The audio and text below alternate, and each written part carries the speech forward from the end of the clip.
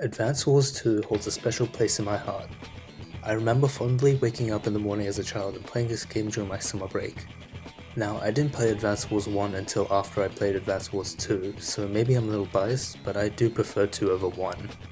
The game was released in 2003 for the GBA and was rather well received.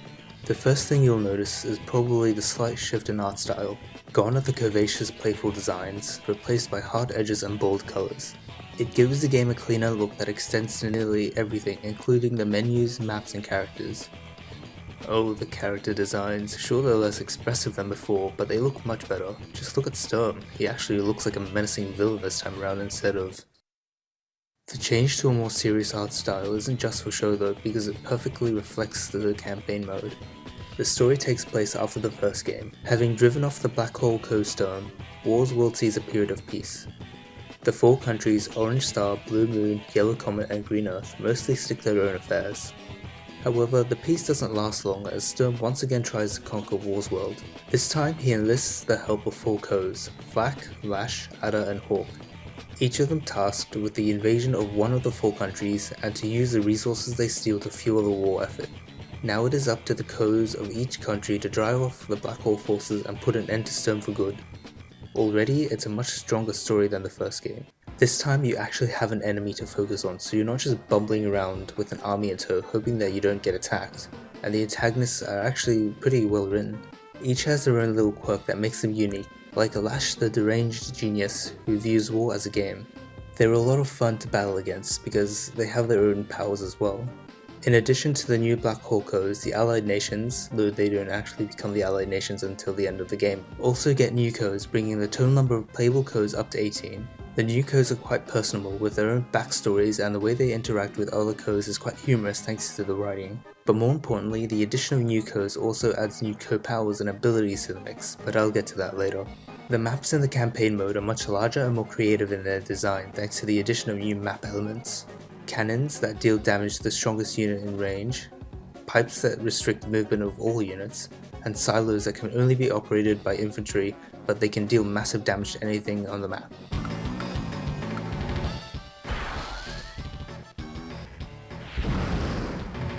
These are just some of the new elements that make positioning even more important than ever. Mission scenarios and objectives are now much more varied. One mission might have you trying to sneak your way through a forest to protect your HQ, while another will have you sink and destroy certain units under a time limit.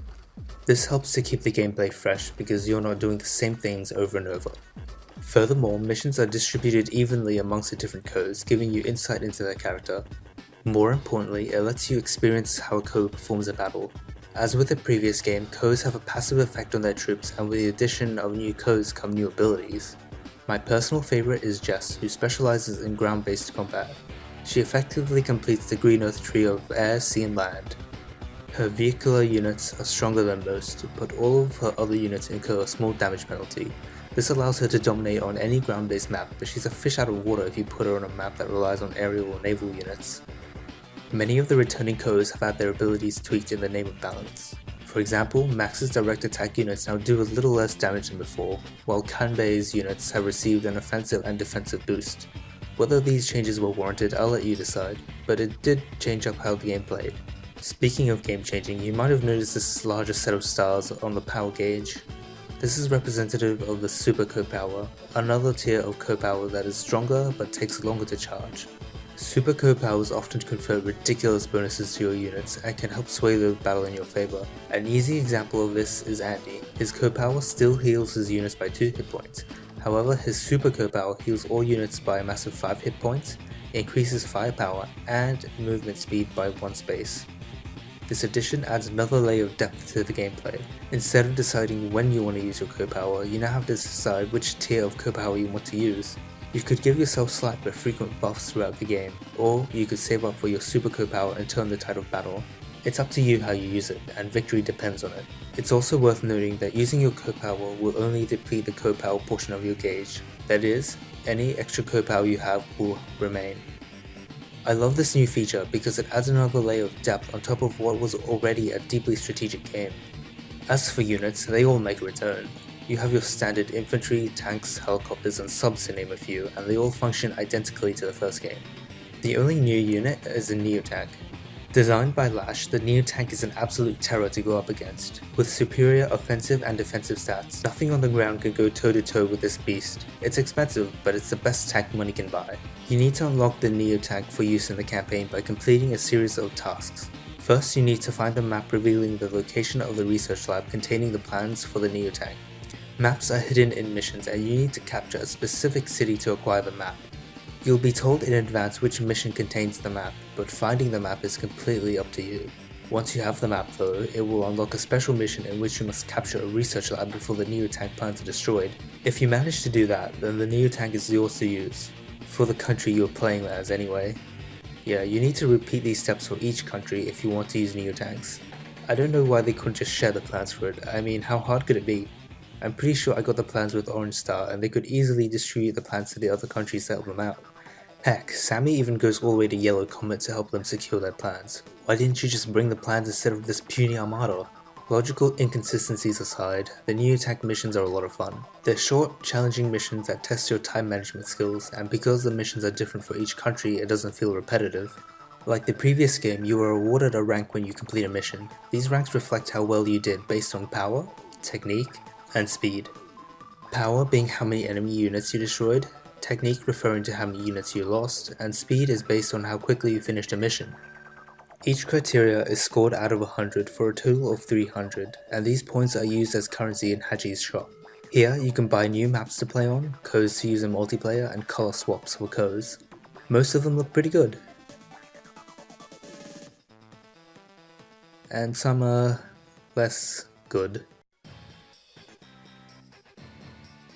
Multiplayer is arguably the most enjoyable aspect of the Advance Wars franchise, and 2 offers a similar experience to 1. You still have a myriad of options, but the main reason you'd want to play 2 is for the balancing changes. Co-balance changes will mix up the gameplay, if only slightly, and the addition of new map elements will definitely mix up the gameplay if you felt like Advance Wars 1 was getting stale. If the solo experience is more your thing, then the War Room is back with a blend of old and new maps for you to challenge yourself with, and the Design Room is also back.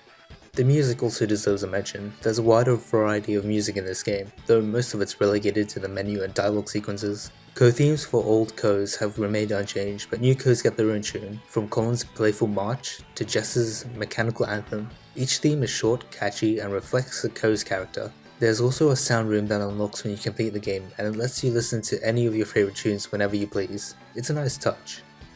So, thanks to the Wars franchise, I'm introducing a scoring system to better represent how I feel about the game. I'll be rating games on 5 criteria: story, gameplay, style, sound, and replay factor.